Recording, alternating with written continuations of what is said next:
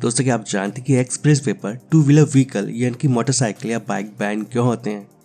और या जो प्लास्टिक के स्टूल होते हैं उनमें बीच में इस तरह का छेद क्यों होता है? या फिर क्या आप ये जानते हैं कि कार की विंडशील्ड पर इस तरह के ब्लैक डॉट्स क्यों होते हैं? अगर नहीं जानते तो बस इस वीडियो को अंत तक पूरा देखते रहें। इन सभी सवालों के जवाब आपको आज इस वीडियो में मिलने वाले हैं, तो वीडियो को लाइक करके चैनल को सब्सक्राइब कर दें। तो चलिए शुरू करते हैं। दोस्तों अगर आपने कार के आगे के शीशे यानी कि विंडशील्ड को ध्यान से देखा होगा तो उस पर आपको काले रंग के डॉट्स देखने को मिलेंगे।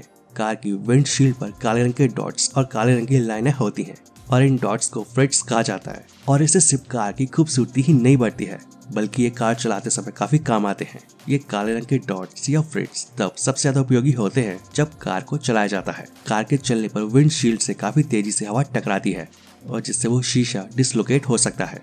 तो ऐसे में यही काले रंग के डॉट्स शीशे को एक जगह पर रहने में मदद करते हैं। जब कार में विंडशील्ड को लगाया जाता है तो सबसे पहले ग्लू लगाई जाती है और एक ग्लू शीशे के चारों ओर साइड में लगाई जाती है। इसके बाद जब शीशे को कार में लगा दिया जाता है तो ग्लू और काले रंग के डॉट्स मिलकर इतनी मजबूती देते हैं जिससे विंडशील्ड को डिसलोकेट नहीं किया जा सकता है और इनके जरिए ही कार से विंडशील्ड काफी मजबूती से जुड़ी रहती है। और इसके साथ ही अगर कार को धूप या तेज तापमान में खड़ा कर दिया जाए तो भी ये ग्लू को पिघलने और शीशे की पकड़ को बरकरार रखने में मदद करते हैं।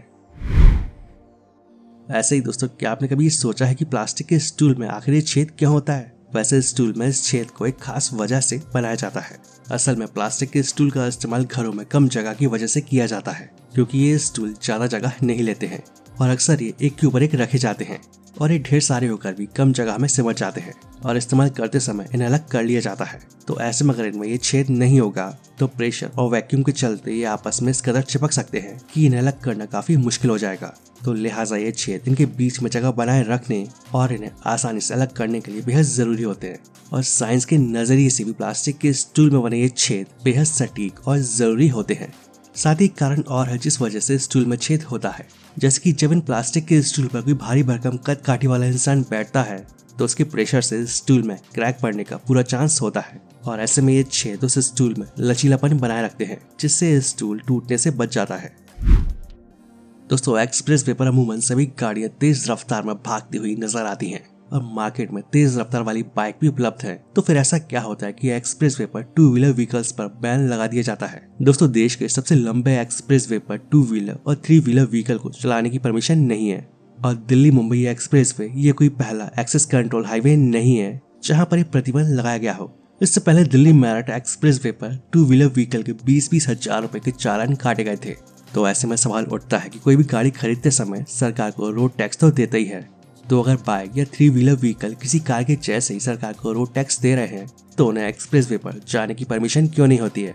बाइक या स्कूटर को 60 या 80 किलोमीटर प्रति घंटा की रफ्तार से गाड़ी चलाने की परमिशन होती है, लेकिन एक्सप्रेस वे पर मैक्सिमम स्पीड 100 या 120 किलोमीटर प्रति घंटा होती है और इतनी स्पीड के साथ टू व्हीलर या थ्री व्हीलर व्हीकल्स को चलाने की परमिशन नहीं मिल सकती है और इनकी वजह से कार और बड़े व्हीकल्स के साथ एक्सीडेंट होने की आशंका बढ़ जाती है। एक्सप्रेस वे पर टू व्हीलर व्हीकल के बैन होने का सबसे बड़ा कारण एक्सप्रेस वे पर टू व्हीलर व्हीकल और कार या बड़े वाहनों में एक्सीडेंट होने का खतरा बना रहता है और इसलिए national highway authority of India के नियमों के अनुसार एक्सप्रेस वे पर टू व्हीलर व्हीकल चलाना बैन है। ऐसे दोस्तों क्या आप जानते हैं कि इंडियन नोटों के किनारे ये तिरछी लाइनें क्यों बनी होती हैं?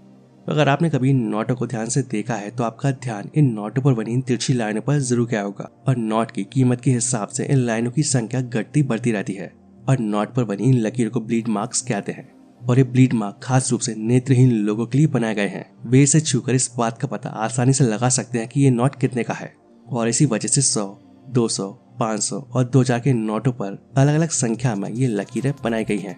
100 रुपए के नोट के दोनों तरफ 4-4 लकीरें होती हैं। 200 रुपए के नोट पर भी 4 लकीरें होती है लेकिन इनके बीच में 2 गोल निशान बने होते हैं। ऐसे ही 500 रुपए के नोट में 5 और 2000 रुपए के नोट में दोनों तरफ 7-7 लाइनें होती हैं और इन लकीरों की मदद से ही नेत्रहीन लोग किसी भी नोट और उसकी कीमत को आसानी से पहचान लेते हैं। वैसे क्या आपको इस बारे में पहले से पता था? कमेंट करके जरूर बताएं और अगर आपको जानकारी पसंद आती है तो वीडियो को लाइक और शेयर जरूर करें। तो आज के लिए बस इतना ही, मिलते हैं नेक्स्ट वीडियो में। जय हिंद, जय भारत।